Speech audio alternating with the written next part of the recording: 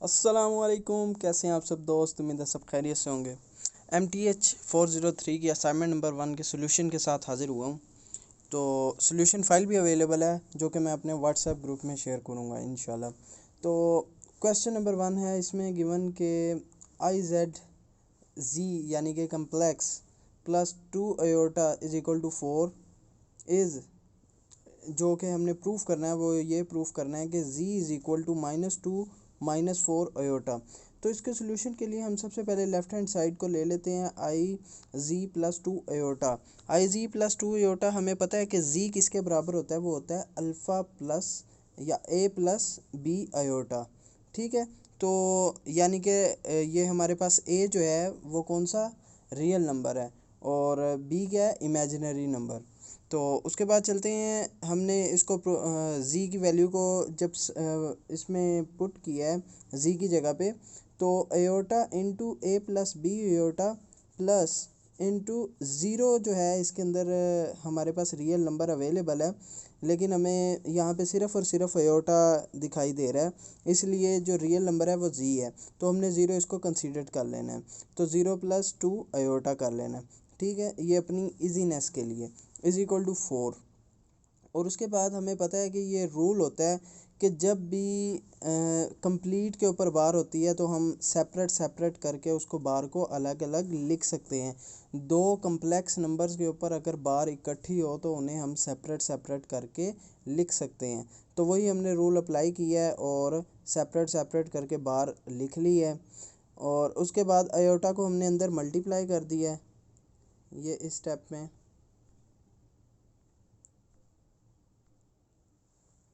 Iota को हमने multiply किया अंदर, तो हमारे पास 2ai plus b iota square हो गया।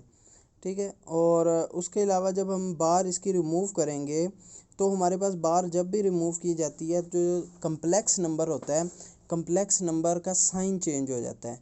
कम्प्लेक्स नंबर वाला यानी कि एक रियल पार्ट होता है और एक कम्प्लेक्स पार्ट होता है। जो कम्प्लेक्स पार्ट होता है उसका साइन चेंज हो जाता है, अगर पॉजिटिव है नेगेटिव हो जाएगा, नेगेटिव है तो पॉजिटिव हो जाएगा।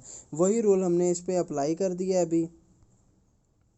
ये देखें, हमने इस पर वही रूल अप्लाई किया है। नेक्स्ट आगे जाकर ये इस स्टेप में तो हमने जैसे ही वो रूल अप्लाई किया और उसके अलावा एयोटा स्क्वायर को उसकी वैल्यू में लिखा यानी -1, तो हमारे पास कुछ इस किस्म का आंसर आ गया, ये कंपेयर रियल पार्ट से ऊपर वाला। ठीक है, उसके बाद हम कंपेयर रियल पार्ट्स कर देंगे रियल के साथ और इमेजिनरी के साथ। तो हमारे पास रियल पार्ट कौन सा है, -b इज़ इक्वल टू 4, जबकि b की वैल्यू हमारे पास आई है -4। और इमेजिनरी पार्ट है हमारे पास -a इज़ इक्वल टू 2 और a इज़ इक्वल टू -2। तो हमने इसको इसकी वैल्यूज़ में पुट कर दिया है, z is equal to a plus b iota के बराबर होता है। तो हमने a किसके बराबर हमारे पास आया -2 के और b किसके बराबर आया -4 के।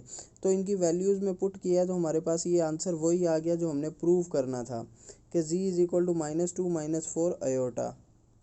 ठीक हो गया। अब चलते हैं पार्ट बी की तरफ। पार्ट बी में वो कहता है कि प्रूफ हमने करना है 1 plus tan square g is equal to secant square g. तो इसके लिए हमें दो तीन फार्मूले, जो दो तीन नहीं ज़्यादा ही फार्मूले हैं जो कि याद रखने पड़ते हैं कि साइन जी किसके बराबर होता है, कॉस जी किसके बराबर होता है, टेन जी जो है वो साइन ओवर कॉस में तब्दील हो जाता है, सीकेंड किसके बराबर होता है, 1 ओवर कॉस के बराबर होता है। तो वो फार्मूले हमें बेसिकली याद रखने पड़ेंगे। तो उन फार्मूले के लिए हम चलते हैं यहाँ पे। तो टेन, सबसे पहले लेफ़्ट हैंड साइड हमने ली 1 प्लस टेन स्क्वेयर जी।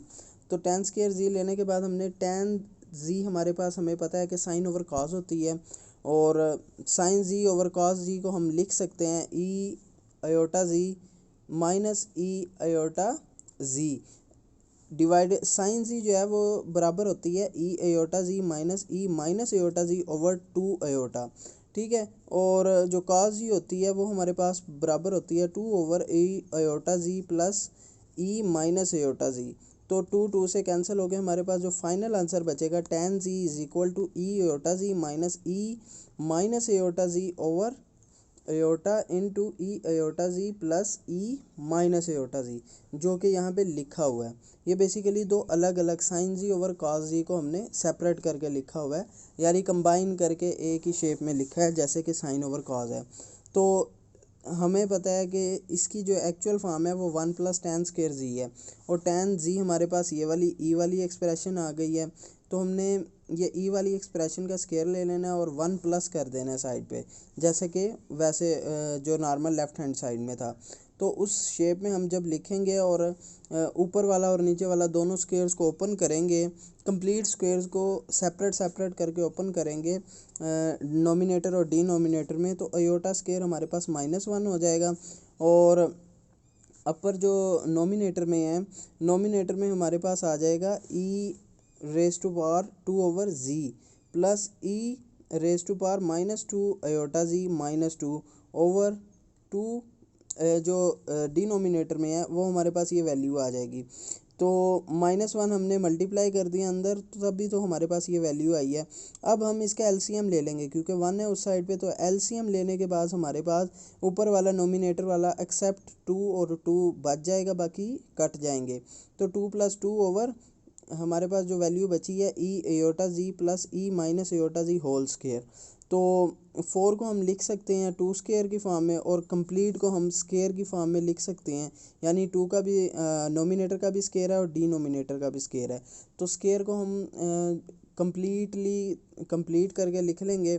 ठीक है, जैसे स्क्वायर को हमने कंप्लीट करके लिखा है तो हमें पता है कि ये किसके बराबर होता है, ये बराबर होता है 1/cos z के, जो कि स्टार्ट में मैंने बताया था। ये 2-3 फार्मूले हैं जिनको आप रिमेंबर रख लें, याद कर लें, क्योंकि ये कम्प्लेक्स एनालिसिस में आपका ये जो चैप्टर है मैथ 403 का पहला चैप्टर, यानी मैथमेटिकल मेथड का पहला चैप्टर है, इसमें ये बहुत अहमियत के हामिल है आपके फाइनल पेपर में भी, और बाद में भी इसकी बहुत अहमियत होती है, तो ये आप याद कर लें।